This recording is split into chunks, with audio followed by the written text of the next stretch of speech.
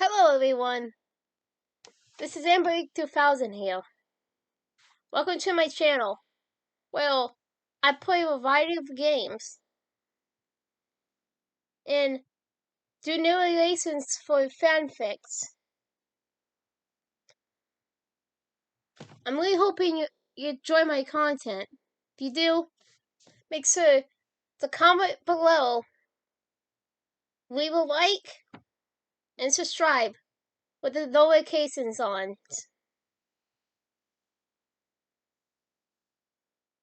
Right, so next time, this is AmberAnkNA. Welcome to my channel. So, hi. Broken Machines, Chapter 2, Garden View. Paul was cooking dinner when dusk returned. The oven and stove were going with more than enough food for two, as the couple commonly enjoyed leftovers the following day after cooking for one another. Paul loved to cook for the girls he loved most. She was thrilled to provide her favorite person with meals anytime she could. Growing up, Paul never considered that, in her future, she would consistently be a domestic, stay-at-home spouse. But with Jess, none of that really mattered. She loved their life together, even if it felt bizarrely traditional. Despite the current routine, Paul and Jess had been through more crazy adventures the last 2 years than most experienced throughout their entire lifetimes. The only other couple that had as many profound escapades together were Jess's parents, Max and Chloe. Having been around her fiancé for a while, Paul knew the girl better than Jess even knew herself, she suspected. Paul could predict the moment Jess would find her way back home after time traveling. Even though she could, Paul knew Jess would never look into the future the way Topanga, Tabathia, and many others with serial powers did, because it always cost them their lives.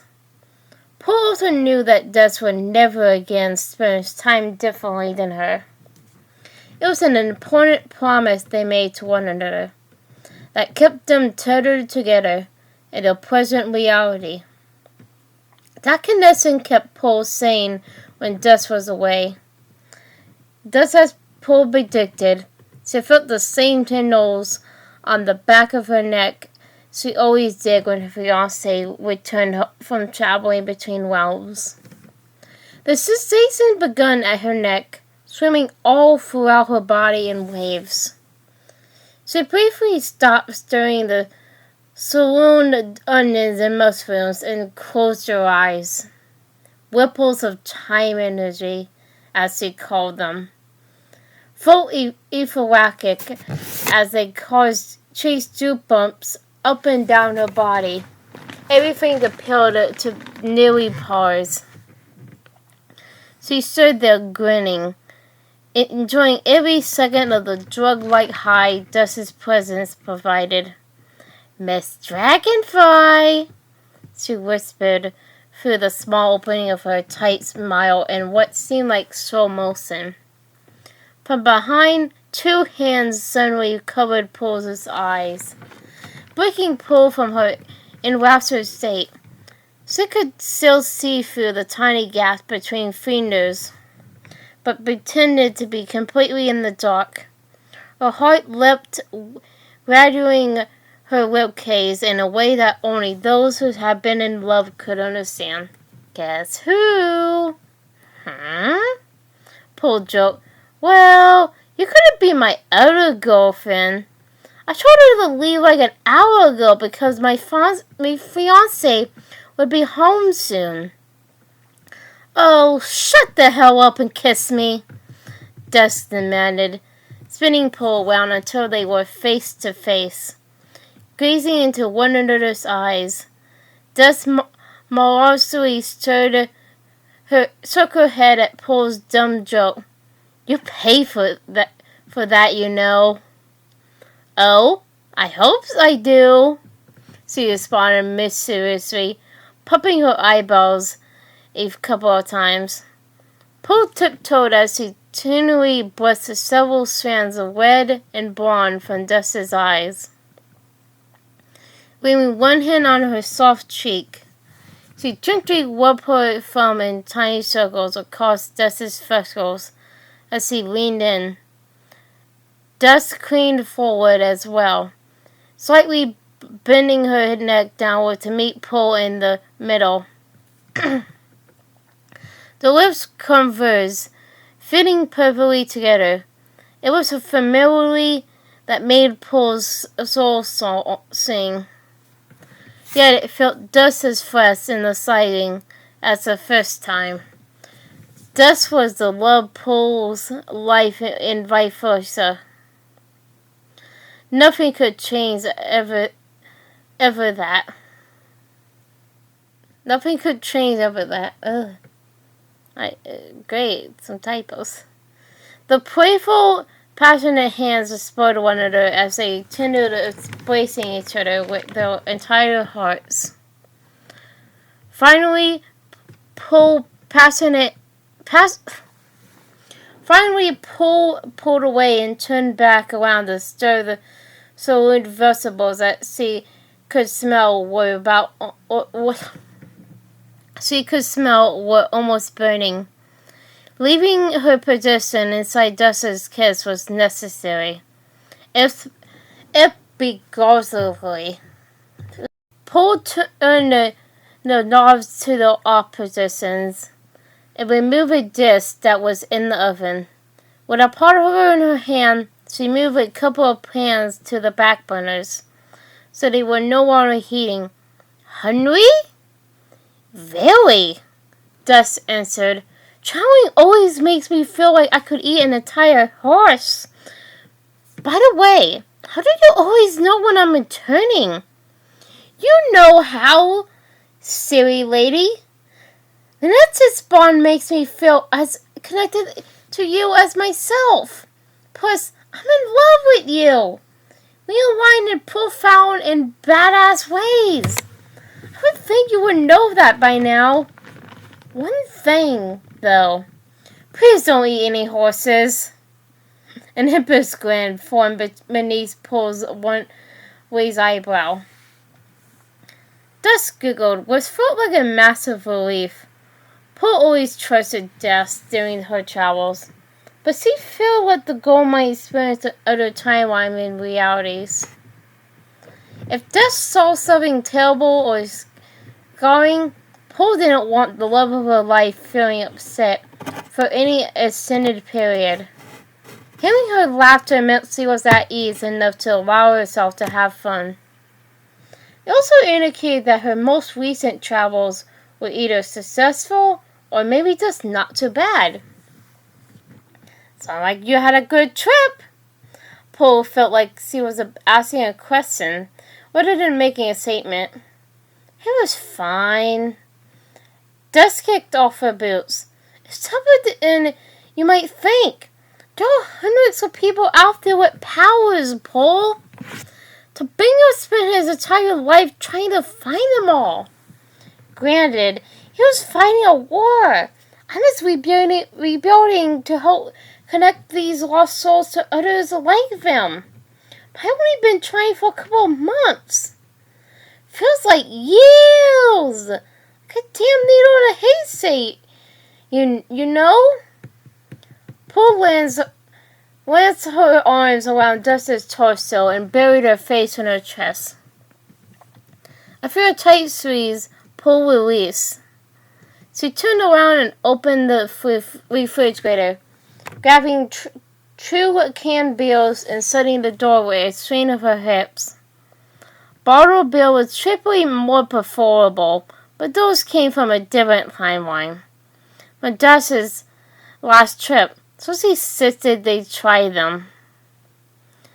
"Come," Pooh said as she strolled past her fiancé towards the sliding glass door that separated the kitchen from the outside deck, overlooking the far side of the garden. Flowers and other flowers stretched as far as the eye could see. Paul had collected some of the greenery and potted the plants around the deck.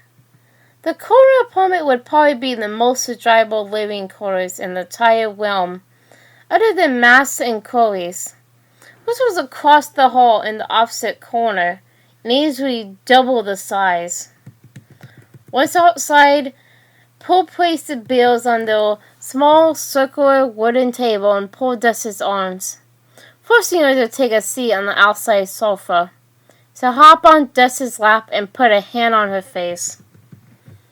Babe, I know you have a lot on your mind, and your newfound purpose to find out this consumes you, but...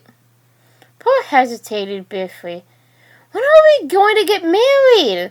I love you, and honestly, I don't need a ceremony to know we to be together forever. It just... Since I was a little girl, I always wanted to walk down the aisle in an elegant white dress. Paul swallowed hard. Paul. Dust gazed back into Paul's softening eyes.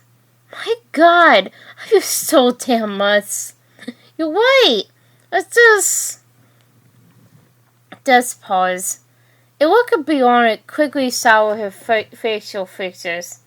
Dust? Paul uneasily asked. She simply responded with a single pointed fingernail, as if sealing for silence. Gently, she moved Paul from her lap to the nearest cushion. Then she stirred and pivoted to the deck hand railing, staring out into the distance. Paul stirred and joined her fiancé. She placed both hands on the railing and gazed into Dust's distant eyes. Suddenly, Paul heard it, too, like a stream of radio static in her brain. She could tell Dust was hearing the same noise. It wasn't pleasant. The fuck is that? They're tunneling in, like hacking a computer program on some set. Fuck! Dust suddenly seemed worried. Wait. Who's tunneling in? Paul wasn't sure what to think. She instinctively cocked her hands over her ears as if it would somehow help. I don't know. The static finally leveled out. A voice filtered through, clear and pronounced. Destiny? Hello?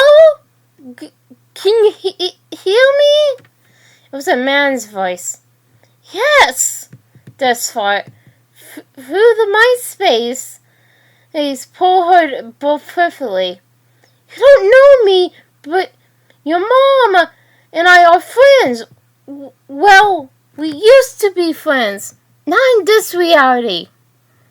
Who the fuck are you? What do you want? Dust hollered through the mind space. Oh, I'm sorry. My name is Moses. I'm a psychiatrist. I promise I'm here to help. You gotta know it. Your friend Sarah is in danger. More importantly, she just set off a series of events that has the potential to destroy your existence. Like, all of it. Now I have an idea. Moses? You're breaking up, dude. It's your friend, Sarah. See? In France. Filmora. Buy this. I can't understand you. Dust screamed. Moses! Let's go. Pocket universe. Condell. Guarded her memory. Hear the busies. Suddenly the connection broke. Pull threw her arms around Dust. That was fucking awful. Tears streamed down her face, so she didn't remember crying. The experience of her personal mind space that she now shared with Dust being tunneled into was almost overwhelming. Dust hugged her back. Fuck! I don't know. Paul, but I think we gotta find Sarah. Fast! Poe nodded. Hi everyone. This is AmberAnkNA 2000 again. Well, I hope you enjoyed the video. Because, I really did enjoy making it. But, so I hope you enjoyed it. Comment, like, and subscribe with the notifications on down below. Till next time, bye!